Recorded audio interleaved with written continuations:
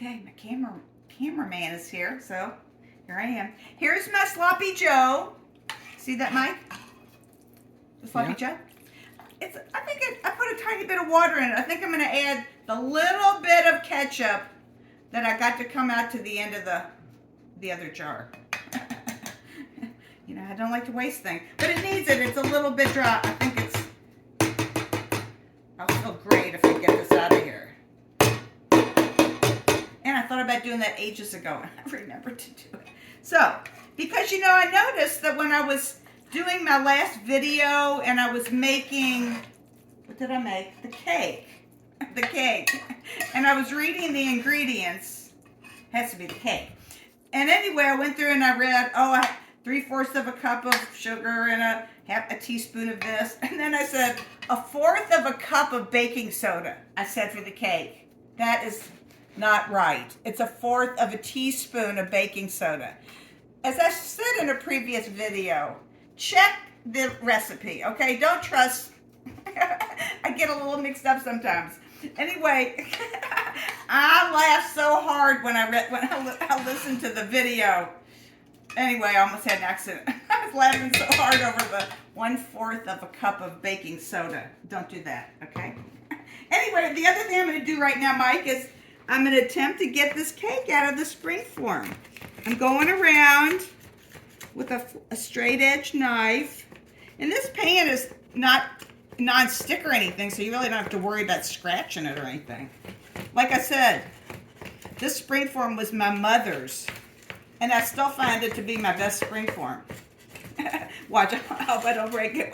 Anyway, I'm going to just leave it on the bottom of the spring form on this plate. Let's see if I can get this. Here comes my little thing right here, this part that holds the pan together. Here it comes. Whoop. There we go. Now, I'm going to move the foil. But I am going to leave the cake on the bottom of the spring form. Let's see here. Might be easier to get it out from the top. There we go. There's my cake. I'm going to put it on this plate. All right. Olive oil chocolate cake right there. I've got our buns for the sloppy joes in the broiler, so I'll be back in a sec with our plates, I think. All right, here's our dinner. We go from the one extreme to the other. My last video was vegan, green curry, lentils, and pasta soup. And tonight we're having sloppy joes. There's Mike's. There's Mike right there. Howdy. And here's our plate, sloppy joes. I considered pickles. I didn't have any sweet pickles, but I thought, ooh, olives go so good with blue cheese, which the slaw is blue cheese. So we're going to eat our sloppy joes and I just think you have to have potato chips with sloppy joes. It just seems like that's a must. Okay, be back in a sec. Righty. Mike is going to give you his review of tonight's homey dinner. What do you think? What a beautiful plate. Well, we got fantastic olives, barbecue, blue cheese, coleslaw. Mm-hmm. It's not as blue cheesy flavored as I put a fair amount of blue cheese in there. It was a good blue cheese too, Maytag or something. Potato chips on the barbecue. As Bobby Flay says about the crunchify it, and it makes about a 200% positive difference when you put those potato chips on top of your burger or the sloppy joe. The sloppy joe is very tangy. Mm-hmm. Great flavor. Yeah, it is so good. A good enough amount of blue cheese. The olives are fantastic. Yeah, I thought the olives would go with the blue cheese because I didn't have any sweet pickles, and I didn't really want to.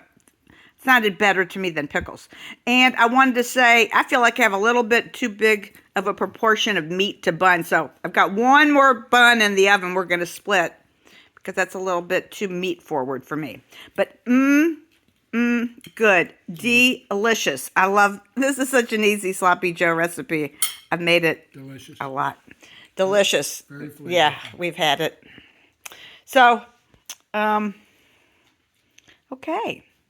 I hope I've corrected all my mistakes. Maybe I won't quite close this out. Like I said, do not put 1/4 of a cup of baking soda. And I know, I'll come back when we eat the cake. We'll leave this.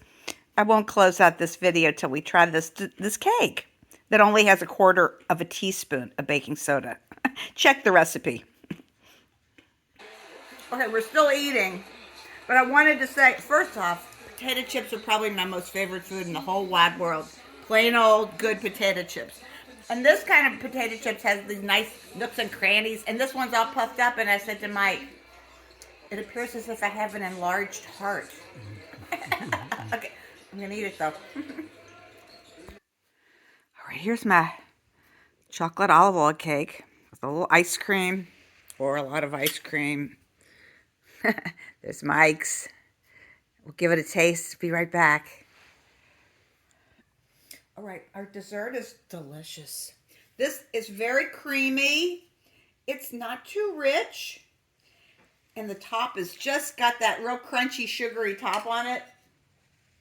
It's good all by itself, honestly. It's not totally mushy like... It's a good texture. It's not cakey exactly. How would you describe it? The texture of the cake. Well, I mean, it's pretty light, nice and chocolatey, but it's light. It's Good. soft. Soft. But it's not super rich. No. But the ice cream, of course, well, you know, we can eat vanilla ice cream with any and everything and nothing too. So, so easy, you know, I made it all just by hand with a whisk. So that's a keeper. And I have one friend, Luann, who won't eat butter. She'd love this cake. Oh, if I ever to make something for her. Anyway, Yeah. it's a good, easy cake. And the whole dinner was good. The sloppy joes. Yeah. The slaw, maybe I wouldn't give it a super high score. It was okay, but I didn't love the slaw. The slaw was not much. But the rest of it, everything was great. And this cake is great. So, A wonderful dinner and you got anything else to add? wonderful dinner and dessert. Okay. All right. We'll see you soon.